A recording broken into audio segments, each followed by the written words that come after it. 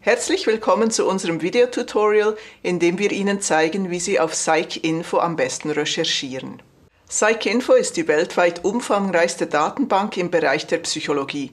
Sie wurde von APA, der American Psychological Association, erstellt und umfasst unter anderem 5 Millionen peer-reviewte Datensätze aus über 2400 internationalen Zeitschriften. Die Suchsprache ist Englisch. Über die Webseite der Universitätsbibliothek Bern kommen Sie zu den Datenbanken.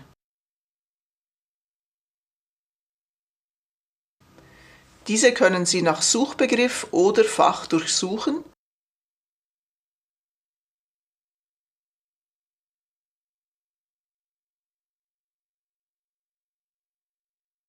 und gelangen so zu PsycInfo.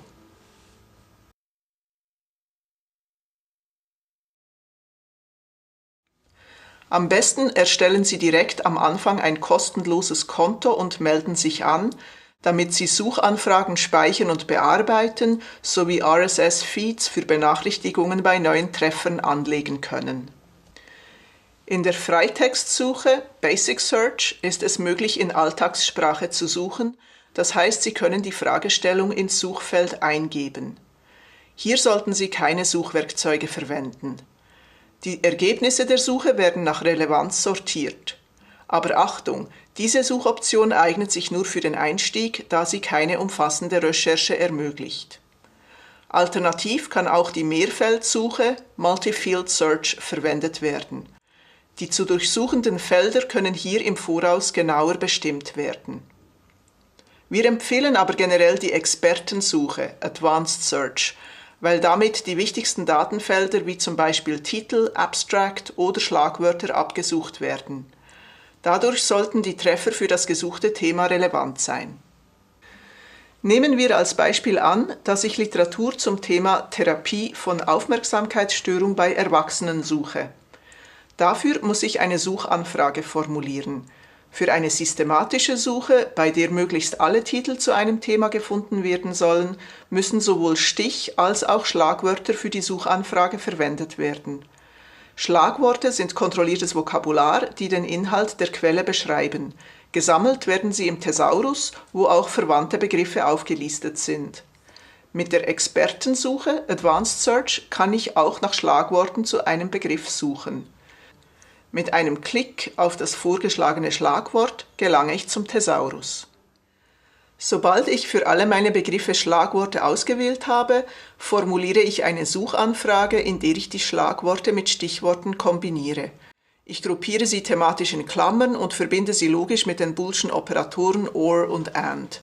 Falls nötig, benutze ich auch Sternchen zur Trunkierung und Anführungszeichen zur Phrasensuche, das heißt zur Suche nach Begriffen, die aus mehreren Worten bestehen.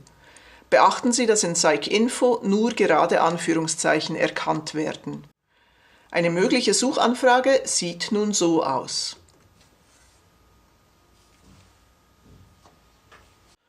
Unter Show sieht man die Suchinformationen und klassische Filtermöglichkeiten. Unter Limits gibt es spezifische Filteroptionen, um das Thema weiter einzugrenzen. Zum Beispiel kann ich hier den Suchraum für die Begriffe auf Abstracts begrenzen oder den Publikationszeitraum einschränken.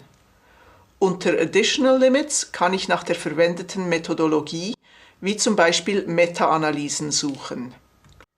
Hier kann ich außerdem auch nach dem Alter der Probandinnen filtern. Ganz wichtig ist, dass diese neue Menge mit der Funktion Limit a Search zum Suchverlauf hinzugefügt wird. Erst dann greifen die Filter und die Suche wird entsprechend eingeschränkt. Oberhalb des Suchfelds wird die Search History angezeigt. Diese kann ich für spätere Sitzungen speichern, meine Suchdokumentation benutzen und mir RSS-Feeds und Alerts setzen, damit ich benachrichtigt werde, wenn neue Treffer aufgeschaltet werden, die meiner Suche entsprechen. Unter dem Suchfeld sind die einzelnen Treffer aufgeführt. Mit einem Klick auf einen Titel gelange ich zur Titelansicht. Dort finde ich weitere bibliografische Angaben, das Abstract, im Text angegebene Referenzen und auf der rechten Seite die Zugriffsmodalitäten. Steht über dem Logo der Universität Bern Fulltext, bedeutet dies, dass die Universitätsbibliothek Bern den Zugang zu dieser Publikation erworben hat.